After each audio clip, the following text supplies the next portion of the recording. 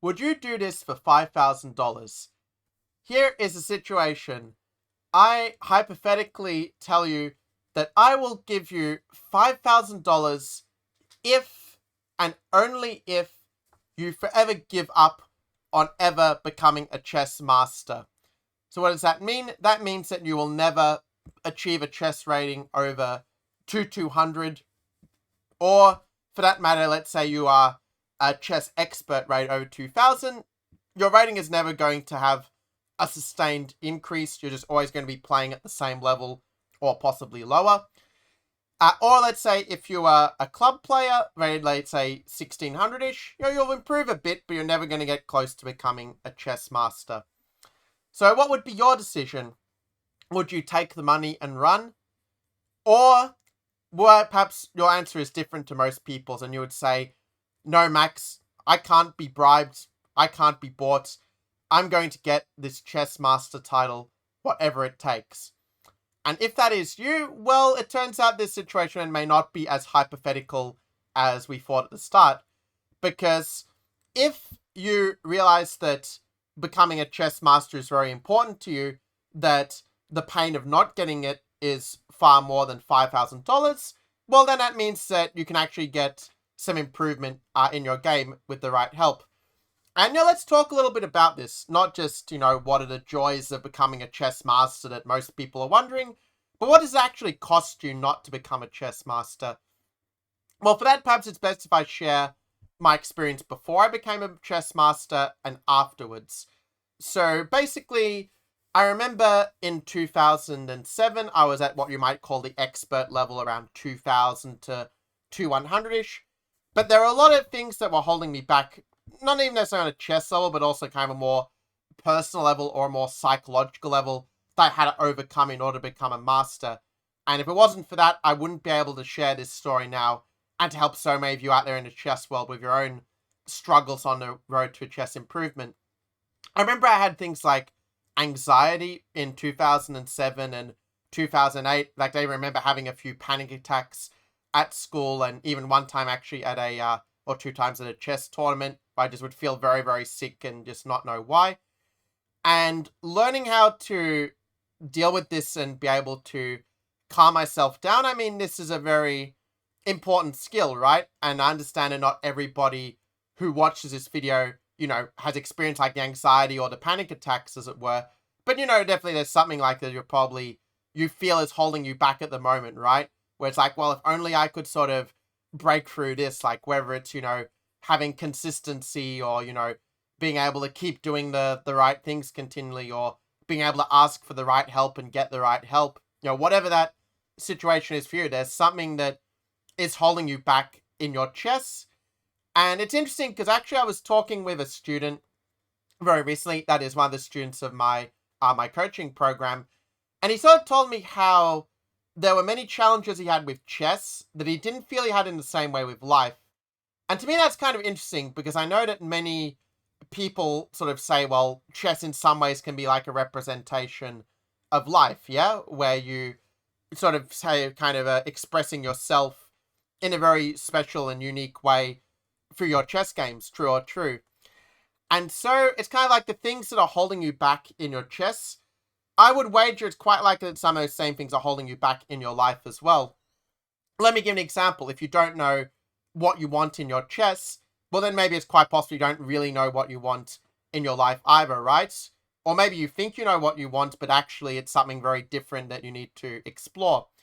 Or another example might be maybe in long chess games, like you just get very tired and you make some stupid blunder, and maybe you don't realize it's happening in your life as well, that you are making some stupid mistakes at the end of the day and you're not even realizing it because you're too tired, or you just sort of have made so many decisions and kind of just been very unproductive in getting things done.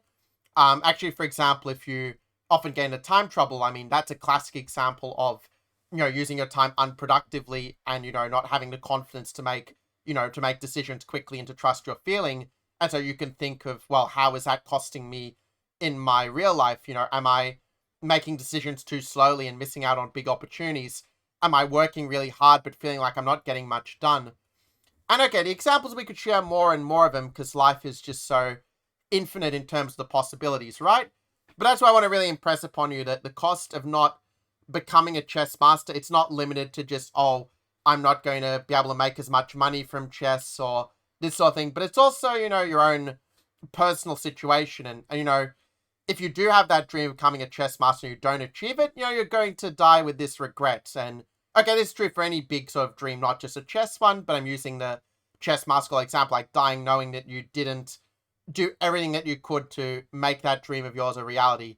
Like, the last thing I would want for any of you is to spend your last hours and last minutes with that regret.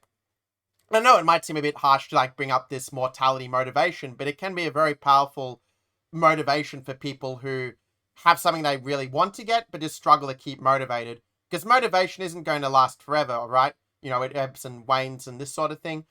But when you have a powerful enough reason, then you will start to move things forward in the right direction towards your biggest objectives that you make a priority. Yes or yes.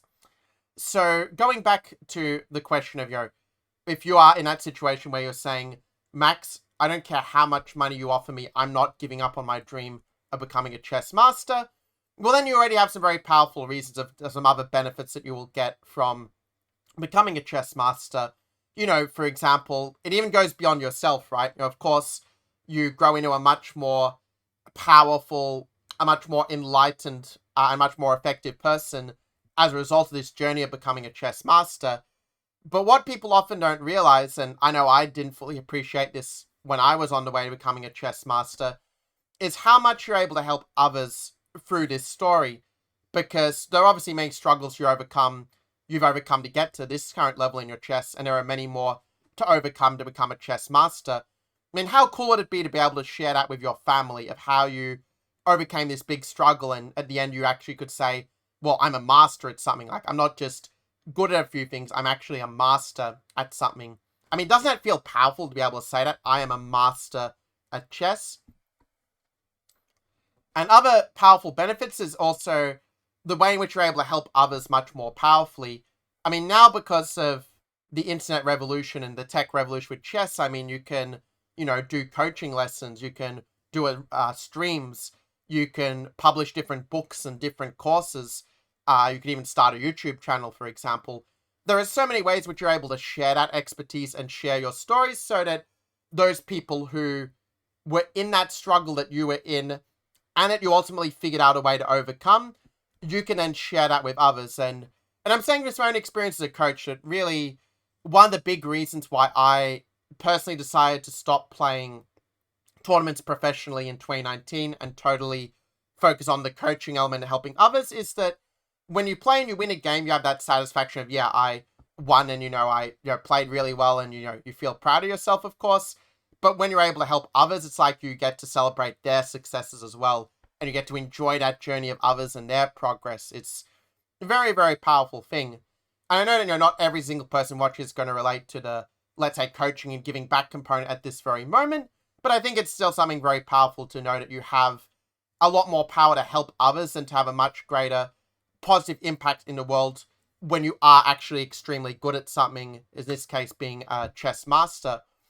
So that's basically my offer for you, is that if your answer to that question, would I take free $5,000 to never improve at chess again, to never become a chess master? If your answer to that was no, then we should have a conversation. Make sure to DM me on Messenger using the link below. That's just m.me.maxillingworth, I think some dots. You'll see the link is in blue, yeah? So make sure to click that if your answer to this question was no. And maybe you could also put in the comments below. I'm curious to see what your answer to this question are. Like, if your answer was yes, well, why was your answer yes? If your answer was no, well, why was the answer no? I think it's very interesting to have a dialogue about this, because as a coach, I feel one of my main roles is to open up dialogues and conversations that are sort of not being had in the chess world in general. Things that your friends aren't asking you, or even that other coaches aren't asking you, which I think are very important in terms of becoming a better chess player. And I very much see it as my role to kind of foster and cultivate some of these discussions. Not necessarily saying I have the perfect answer for you in every single situation. That's not really the point of coaching. The point of coaching is just to work together to discuss it so that we can figure out the solution that is best for you in your situation. So yeah, on that note, I look forward to hearing from you guys in Messenger and in the comments. And if this video struck a chord with you, I think it would be a great idea also for you to subscribe to the channel to get more of my Grandmaster content, as it's simply the easiest way for you to improve your chess. So on that note, I'll see you guys in the next video. Take care.